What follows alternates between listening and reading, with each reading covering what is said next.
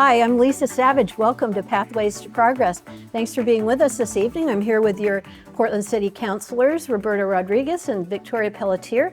We're here to talk about some different city business tonight than we usually talk about. But let's check in with our councilors, and thank you studio audience, or thank you audience at home for being with us tonight. We're live every second Friday of the month at 7 o'clock. How's it been going? It's going great. It's good to be back. Mm-hmm. I'm so happy that April, Councilor Fernier was able to fill in last month for me while I was away, and it's good to be back. It's good to be back. I think we're getting in that part of the year, council work, where it feels like you're starting to pick up kind of momentum. Though the first few meetings, especially committee meetings of the year, are work plan setting and looking at the agenda for the next several months. And now is when you actually start to get into the items themselves. So it's starting to feel more, the actual work kind of rolling in. And that's pretty much, I think I feel good about this third year of my term. Yeah. Mm-hmm.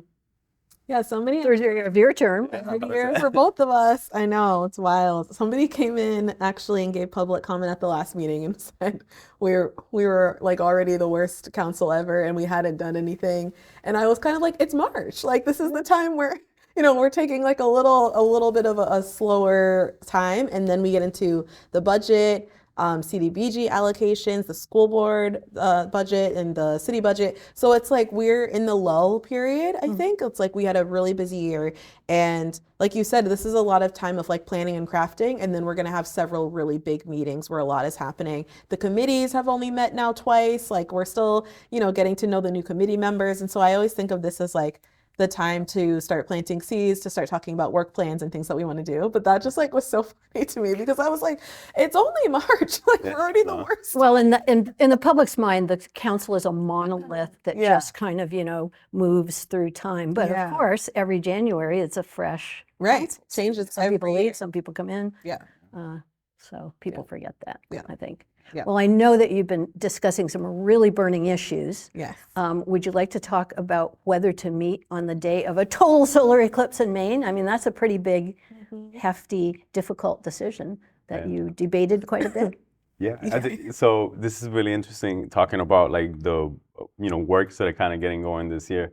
So we had I believe it was a 37-minute meeting. Really? So we've had, and before that was another short meeting. So we've had a couple of pretty short meetings where we've adjourned probably within the first hour of being in business, which is wildly unusual, I think. And but within that short meeting, we were setting the public hearing for the CDBG grant, awards. And one of the dates that we were picking for the meeting was the date of the solar eclipse. Monday, April 8th. The 8th. And so I guess we were having a discussion, given that we expect a lot of people to go out there and maybe even some councilors, whether we should even hold a meeting in the day of something so significant happening. We ended up, setting the date, so it is on the schedule, but I think we left it as in there's to be had a discussion between the manager and the mayor about whether or not we can have virtual participation, both for councilors and for the public. But it was a really interesting conversation, right? Into we expect a lot of people to not even be tuned in. This is a pretty important issue that we want to hear from folks about, and there's a reason that we set these public hearings. So I don't know. I found it was amusing because it was unusual. It's once in a lifetime kind of opportunity, so I'm waiting to see what comes of it. I hope that we end up with virtual participation, right? I have both options, both for us and the public. I think that's where everybody's happy. But I don't know that the mayor feels really comfortable with that. I know that he said during the meeting that his preference is to do it in person. So I don't know. We'll see. Half the people involved in the meeting might be doing it from their car in the dark on Route 201 in a giant traffic jam, the likes of which Route 201 has never seen before. Correct. Yeah, I think it was interesting and it was amusing because we're talking, it's a very, for the most part, pretty serious environment in council chambers. And we were just going around being but it's the eclipse. It's the eclipse. Are we going to do it or are we not going to do it? Oh my gosh, I just dropped my phone. Thank you. So it was one of those things where I think it was hard because there was this narrative I felt that was being pushed of oh my gosh, okay, come on, you guys, we have to do serious business in here. I know there's an eclipse happening, but this is a serious environment where we do serious things. And we were a couple of us, I think, were trying to say, well, the eclipse is not just kind of a frivolous thing that just happens every once in a while. It's a very serious thing. It's a very significant thing. It's a very spiritual thing. It's a very religious thing for certain communities. And so I think we were downplaying the significance of an eclipse.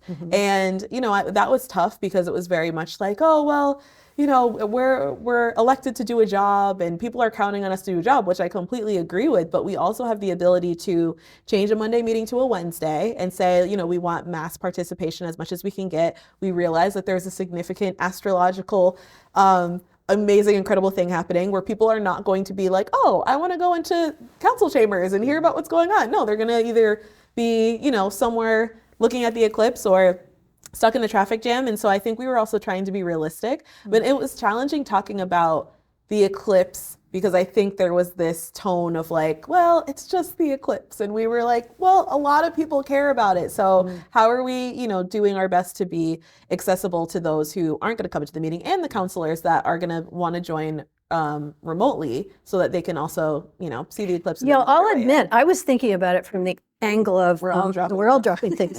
You're next.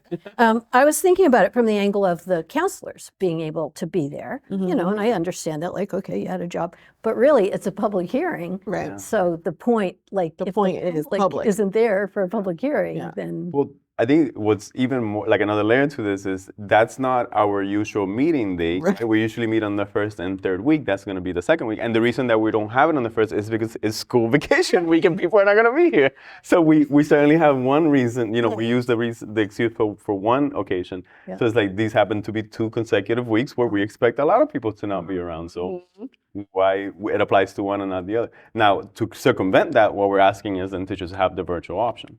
Right. But we certainly know how to be, flexible when it comes to like acknowledging when people are not going to be present. So it's because the key time for the total solar eclipse is 3:30 in the afternoon, or 3:28, something like that. And your meeting's at 5. Did you consider just pushing the meeting later so that people? That's a brilliant suggestion. No, but it did not come up. It didn't come up. We were just going around and around, so that did not come up. But we could. That's a potential option, I think, where we could push it until 6. I don't know that we've give people time to get to the. Of course, we don't know what will happen with traffic, but because I do this commute quite frequently, it would take 2 hours and 15 minutes to get from Bingham, which is probably the farthest south where you can see the eclipse, back to Portland. Okay. And the eclipse is not an outrageous amount of time. That's not crazy. Yeah, that's doable. Yeah, we could do a 6 p.m. We could do, I think the conversation is, are we adjusting our schedule for an eclipse? And I think a lot of us are like, yes, but I feel like, the city manager and the mayor, I felt were kind of like, shoulder shrug. It's like, as if it happens every day, and it doesn't. So I think that was kind of our thing of the push and pull of what are we changing our meeting schedule for, and school vacation is legit, but an eclipse for some reason was not legit. So I don't know. Yeah, I don't plan to go out of town for it. Right. But the conversation struck me as like, oh, this is an interesting, sort of dilemma to have. Mm-hmm. Yeah, I never thought I would be advocating. You're not usually discussing astronomy. No, when you're setting your meeting schedule. That's why it was a full moon. We better. So it was so funny. Yeah, we've never experienced that before. So. And you won't again for a very, very long time. In our term. Not in my lifetime. Okay, so, should we talk about I'm going to use the word frivolous. I do not think the eclipse is frivolous at all, but I think this threatened lawsuit where some people have said they're going to sue the city of Portland, or maybe it's the city council. If if an encampment develops again, and I don't know is that like 1/10 or 5/10 or 10/10? How close together do they have to be? All that seems vague, but the threat of a frivolous lawsuit if you guys allow any encampments once the weather gets warmer. I don't know that I'm not a lawyer, of course, and maybe I should consult counsel before even saying anything. But I think is they're threatening to sue the city of Portland if their encampments and our ordinance to sweep encampments are not obeyed or followed through. So in essence, it's a way to And they said it in the press release, and I think in the, they were quoted on the paper saying that it's a way to let the councilors understand that there are serious consequences to our work. I think What are they threatening your house? Or we get updates from Corporation Counsel every week of the various lawsuits and pending litigations that are going on with the city of Portland. We know every decision that we make can be challenged in court, and we understand that, and that's never stopped me from making policy suggestions. I think this is the sort of kind of like normal course of business when you have, they're trying to just send a message, right? They're just trying to advocate for something that they believe we're doing wrong. And that's cool. They can do it from over there. I'm the sitting councilor. I get to, bring up suggestions and policy ideas whenever I think it's suited and whenever my constituents say that they want me to do so, and I'll continue to do it. Whether lawsuits are pending or not, I'll keep doing my work. There's always going to be lawsuits. Always. Yeah, that's what lawyers do, right?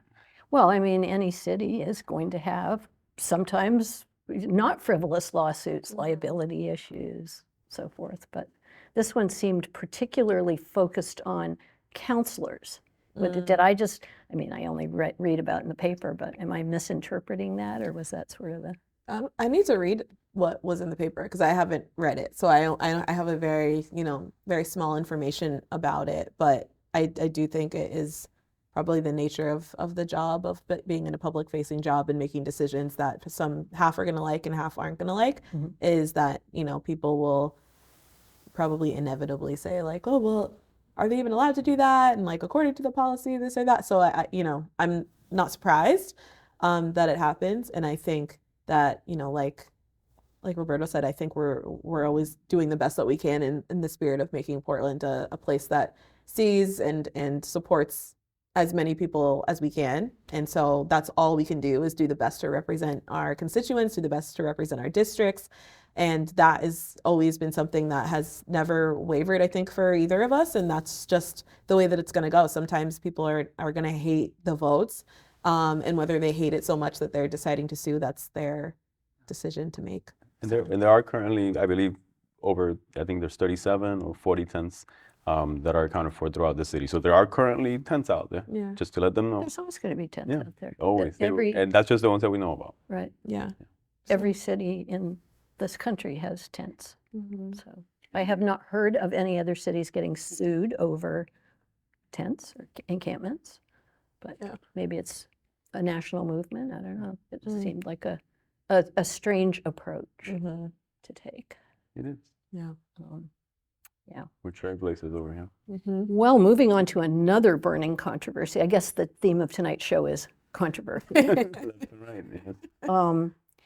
The Portland Museum of Art has applied for a waiver of the historic preservation status of the building that they own right next to the art museum. That's, if you're looking at the Portland Museum of Art, it's to the left. It's like a Greek revival type facade that was designed, just the facade, not the whole building, was designed by a famous architect that did a lot of the buildings a lot of the historic buildings in Portland. And the art museum owns the building, and they want to tear it down and expand their existing building. And so my understanding is, first they went to the Historic Preservation Board, who of course said, no, that's why we have historic preservation. Then they went to the Planning Board. The Planning Board was a little more split, but voted 6-3, I think it was, to say, well, we recommend that this slippery slope not be entered into, because if you take it off one building, what's to say you can't take it off them all? But they gleefully said, but it's really the city council. We're throwing it, it's in the city council's lap. We're just making a recommendation. And I don't think you've taken it up yet, but it sounds like there's a lot of lobbying going on the part of the museum and so forth. I don't know how much you've talked to the public or seen the comments, and again in the paper but Warren and I went out and just stood in front of the art museum and kind of, asked people passing by if they had an opinion about it. And we did get a couple of opinions. And so, Warren, if you're ready, you want to roll those videos? Well, I'm all about expanding the art museum, but I don't think they should tear down any old buildings to do that. Why not just take the old buildings and renovate them to create more space, or find a new building, or, something like that? Yeah, I mean, I don't know. I prefer them not to. Whether or not they're allowed to, I guess, is up to the city or whatever. But, But you'd vote no. I'd vote no. Yeah, Portland's already changing too much. I like the old town feel, especially downtown. I feel like it keeps the heart of Portland, and we already have like the East End kind of turning into a little like Silicon Valley feel. So I'd prefer, especially like the arts districts, to kind of remain the old port feel. So something that confused me about his statement that I only noticed later when I watched the tape is he said, I would prefer that the arts district retain the old port feel.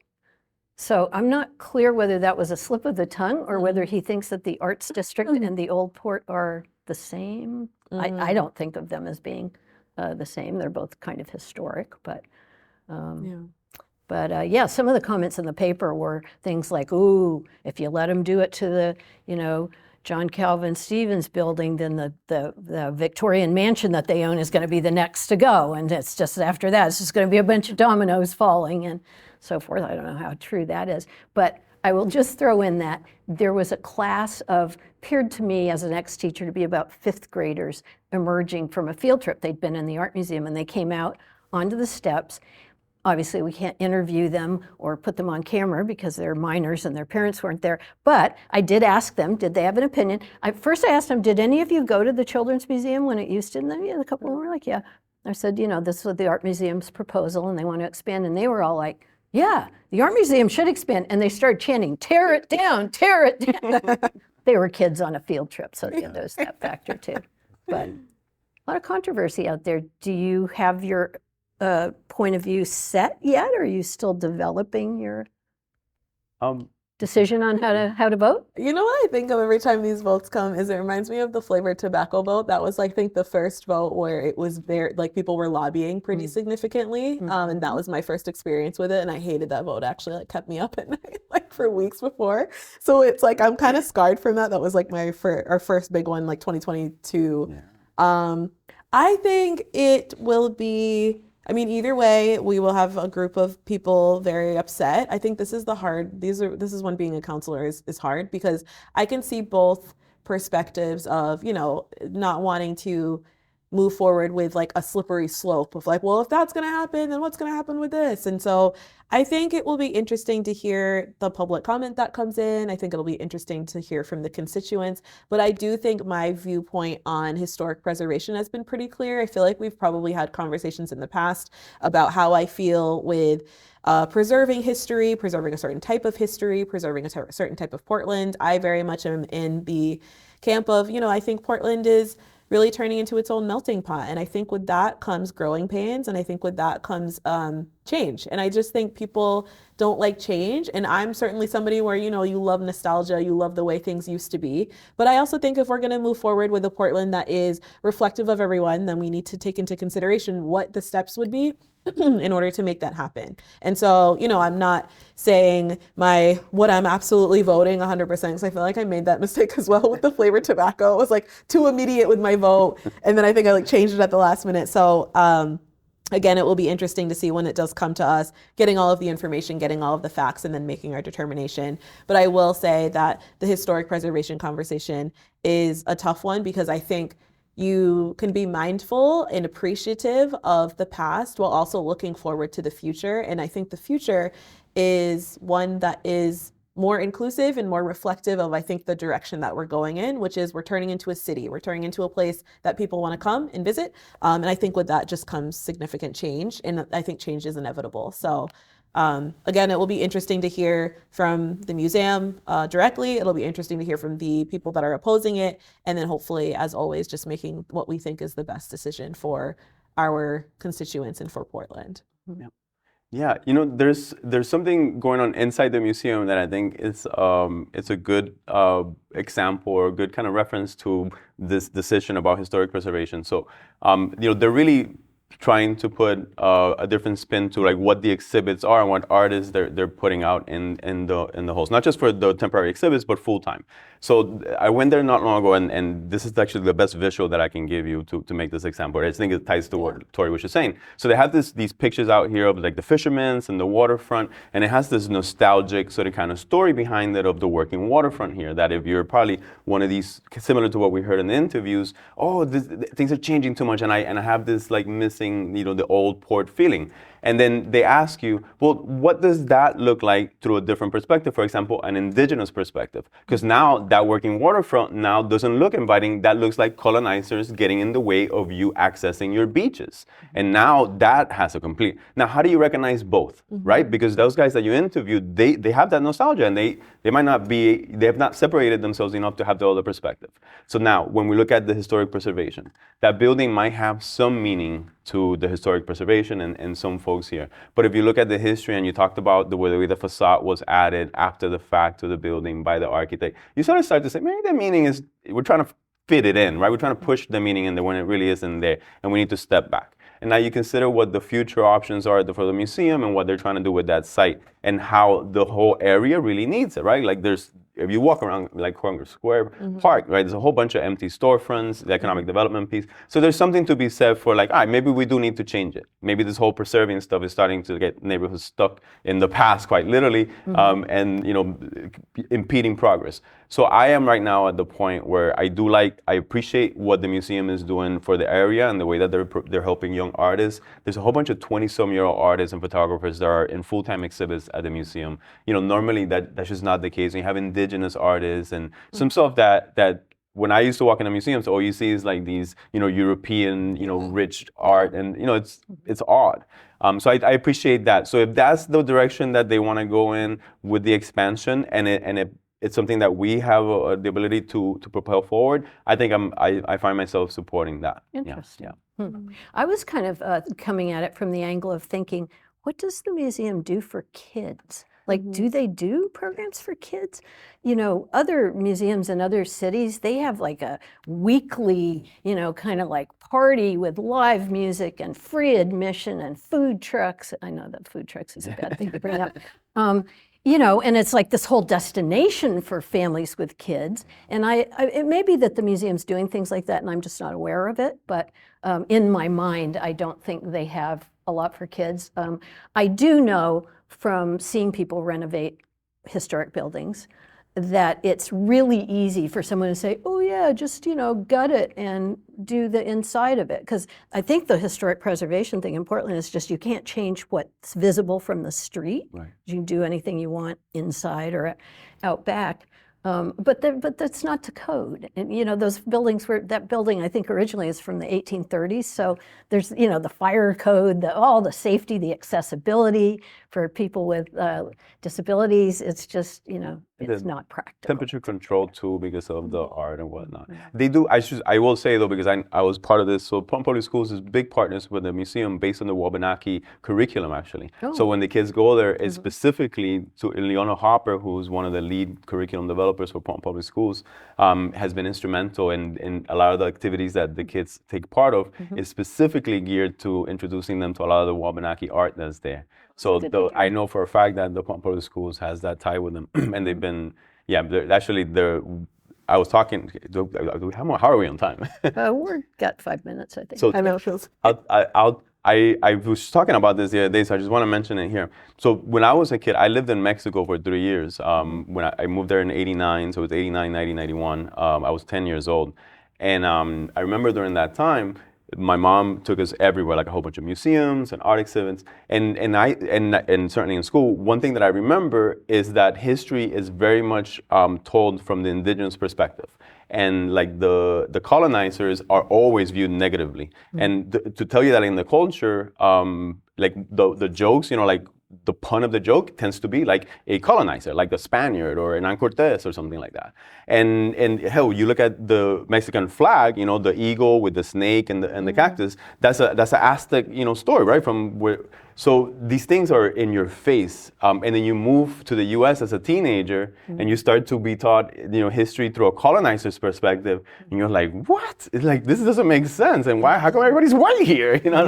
And even in Puerto Rico, even though it's very Americanized, you grow up with this culture of this trilogy, right? Which you're acknowledging both your indigenous, your European, and your African slave, heritage. So it's like, you're constantly given this trilogy and it's in your face. You never viewed it from like this narrow perspective like American history gives you. So, given that's the work that we pushed really strongly for in PPS when I was on the board, and to see now the museum sort of kind of catch on, and you see culturally like everybody's talking about history needs to be viewed from a different perspective. So I think it's, if we're having that conversation globally, when it comes to the historic preservation, maybe we need to pause and be like, hey, what is the perspective and what are all the different other, we talk about parks and, any indigenous significant landmarks that we need to rename. These things, we really need to dig pretty deep into history, and history is hard to find because, like I said, in here it hasn't been, put to the forefront. So anyways. So how do you see the physical plant of the museum expanding as serving those kind of goals? Well, I think that economic development in the area needs it. I think you see a whole bunch of empty storefronts. So having the Children's Museum move out of there, that's an attraction. Those are people that were purposely coming into that part of town for something, and now that's gone. So to bring something in there, and specifically if it's tied around families, if you have places for kids to have activities, for schools to bring students in, for local organizations to bring youth in there and participate, I think that then you start to have more people in the area, and then that obviously starts to make it a more thriving corner of the city. So that's what I'm hoping happens, and I think that's what they have in their plans. Would it be less than tactful of me to ask you, do you agree with the guy who said, well, the East End's kind of got the Silicon Valley, he didn't say vibe, he said like, I don't know, feeling to it now. Do you agree with that? With the East End? The East End, he was saying now the East End is like Silicon Valley.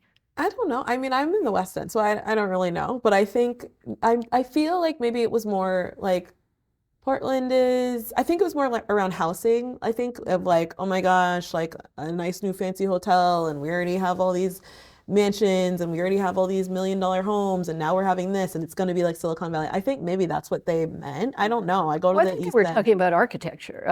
My impression was they were talking about all the new buildings that are going up in the East End that don't look like old Portland. They look like modern. Maybe they mean the Wex building. And There are a lot of like these kind of like container looking buildings. Yeah. I mean, I'll be honest with you, I'm not a fan of them, but I mean, a lot of these things are based on what's affordable to build today, right? And if we're trying to get housing in there, I need a safe place for people to live in. And if it doesn't meet the facade of the surrounding buildings, that's not a deal breaker for me. I understand why it could be for some other people in some neighborhoods for whatever reasons, but I just think we need to look beyond these things. I think we need to appreciate the way that things change over time. There's ways to record and to preserve things other than to keep neighborhoods like stuck in the past. Part of the context too is the controversy about the Franklin Arterial, where they tore down whole historic neighborhoods, a lot of immigrant historic neighborhoods, and made this sort of suburban looking, waste of space kind of roadway. And many people have bemoaned that, probably not the people that lived in slum conditions in those neighborhoods necessarily, but in a physical people barrier. say we lost a lot of sort of what made Portland, Portland by doing that. Yeah, and that was a physical barrier between like poor neighborhoods and the working district. Right. So it was very purposeful, not just to physically remove them, but to keep a visual there that separates the working class between like, where, and you're talking about facades, where the big city hall building, where kings go to work, Yeah. So it's very purposeful. Well, we could probably go on talking about this for longer, but we are out of time. So thank you so much for being here this evening. It was really an interesting discussion. Always like hearing from the two of you. Thank you, audience at home. We couldn't have a show without you. Thank you so much to the Portland Media Center and Warren Edgar, our director. Thank you for the tech crew. And, join us on, I guess that would be the Friday before the Friday after the eclipse will be our next show. We'll know what happens. We'll find out. But